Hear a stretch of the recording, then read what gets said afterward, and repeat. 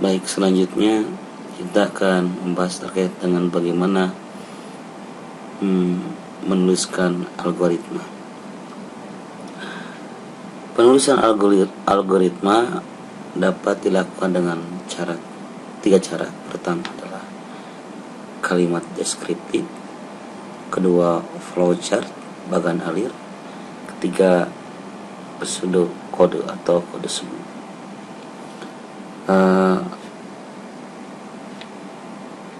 Ini terkait dengan algoritma. Jadi definisi algoritma adalah suatu pemikiran yang logis dan sistematis dalam memecahkan suatu masalah. Ya, algoritma adalah langkah-langkah yang logis dan sistematis dalam memecahkan masalah.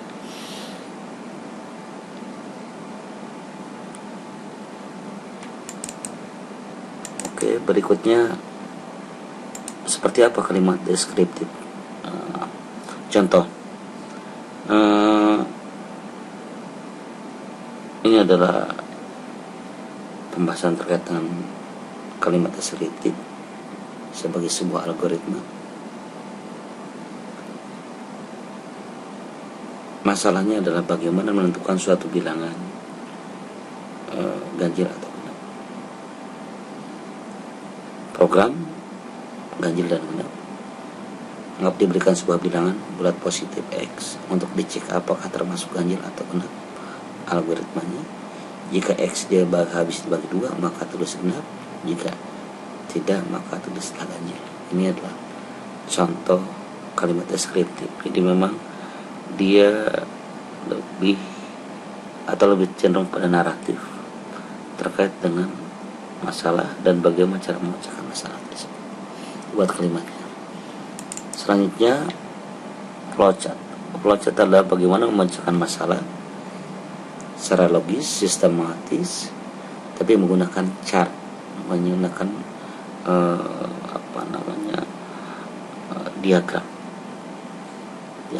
Nah, ini mulai baca X lebih nampak kelebihannya, ini lebih nampak seperti logika komputer. Baca X X mod 2 sama dengan 0. Jadi maksudnya bila mana X dibagi 2 apakah sisanya 0? Bila iya tulis genap, bila tidak sisanya misalkan satukan suatu bilangan itu pasti 1 atau 0 sisanya, asal bilangan tadi adalah bilangan bulat, maka akan ada kemungkinan sisanya 0 adalah bila sisanya 0 tulis genap, bisa sisanya 1 adalah atau selain dari itu, maka setelah itu tulis genap, ya selesai. Nah, ini terkait dengan flowchart. Biasanya flowchart ini lebih mudah dibacanya dibanding dengan deskriptif. Berikutnya adalah pseudokode. Pseudokode ini punya kelebihan bagaimana menuangkan nalar ini dalam suatu baris program. Deklarasikan.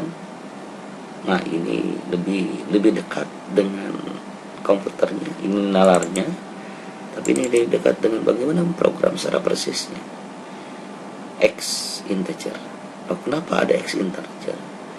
Dia lebih jelas bahwa X ini adalah bilangan bulat. Kalau tidak bilangan bulat maka akan jadi masalah.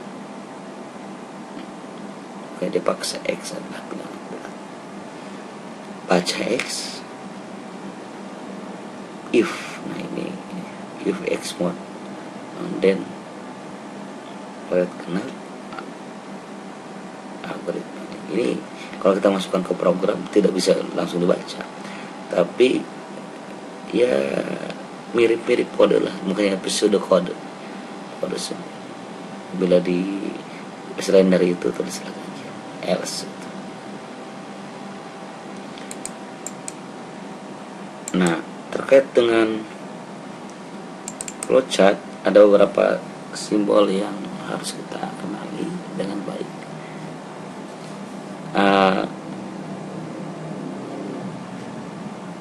pertama adalah terkait dengan simbol ini. Ini adalah mulai, ini aliran data panah, ini adalah input atau output. Tanda begini adalah proses penghitungan, pengalian, modulasi. If ini biasanya, ini pemberikan nilai awal, inisialisasi, ini adalah fungsi, pemberikan sebuah fungsi. Bila mana suatu hasil yang kemudian suatu proses yang dimulai berulang-ulang, dan proses itu dibutuhkan pada konteks yang lain, itu disebut fungsi. Dan pemanggilan ini simbolnya seperti ini. Nah, berikutnya konektor, kalau ada suatu halaman, kalau kita buat halaman program, ada halaman kemudian kita garis, misalkan dibuat dua bagian, maka tanah konektornya di bawahnya seperti ini, di atas seperti ini. Ya, melanjutkan tapi pada satu halaman yang sama. Konektor di halaman lain adalah tandanya begini, berarti ini menjadikan kita menuliskan sebuah program, programnya beda halaman, beda lembar. Kalau ini adalah proses biasanya,